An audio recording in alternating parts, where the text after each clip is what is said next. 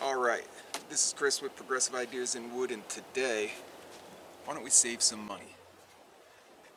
Alright, typically in the past, only established cabinet shops and industrial settings are where you would find jointers. You know, they start in the 4 digits if you're buying one new.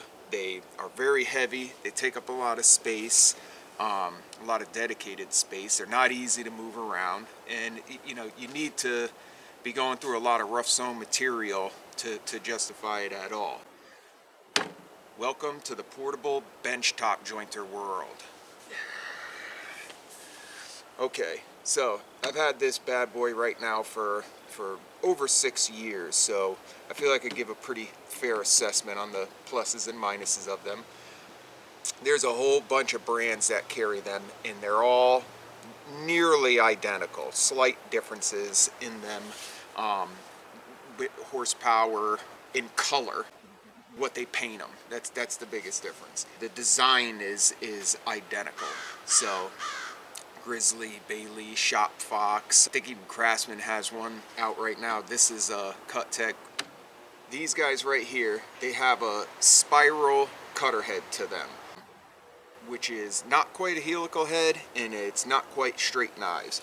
I'll zoom you in so you guys can see. The similarities with a helical head is it's got a whole bunch of these cutter heads on them that are arranged in a bit of a spiral going around. But that's where the similarities end. On a helical, they're slightly askewed, meaning this blade is twisted just a little bit, so it's actually hitting with a point first, so it severs through the wood, kind of like when you're hand planing and you keep the plane on a bit of an angle. But like straight knives, these hit kind of flat and straight on.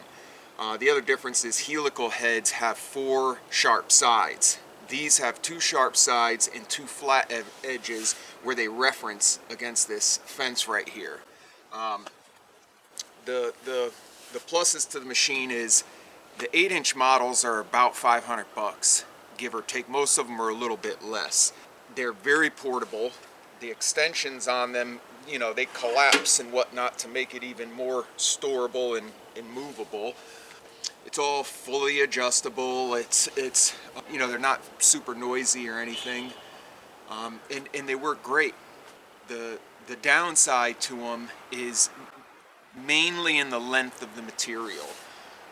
You don't have very large beds on this thing. It's, you know, the surface to it is very small, even with the extensions. So material 4 to 5 feet is about where I find this thing does well. Anything under, it functions as good as any other jointer, but once you start getting over that range, it starts to, with heavy bows or warps or crooks, if you're a pain in the ass with terminology, what I find that I have to start doing is I have to start kind of feeding one end through a little bit, and when it stops hitting the blade, I'll spin the board around, hit the other side a couple times, then start sending it all the way through. So that's one way to get past it, and you develop these little tricks along the way, but that's one limitation to it. Obviously, it's not going to be as powerful as a regular jointer, and with the 8-inch size, I will say, if you're pushing that with hardwoods, especially exotics, you need to take light passes off because you will start to bog down the machine. It'll do it, but you got to go easy. So another minus with it, which I can't say would be with all machines, and it's only been for the past year with me, but when I pass material through, and this wasn't like this the first like 5 years, but lately it's been leaving these lines in the wood, and I've changed the heads, I've cleaned the heads, I've cleaned the cutter heads, cleaned the bolts in it. Nothing seems to work. So typically the wood will go through a planer and be sanded and everything afterwards, but it's still a little aggravating that I can't figure it out yet.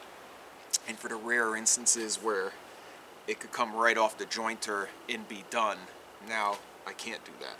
So yeah, so I hope this was fairly informative, and I covered enough stuff to make this valuable to you.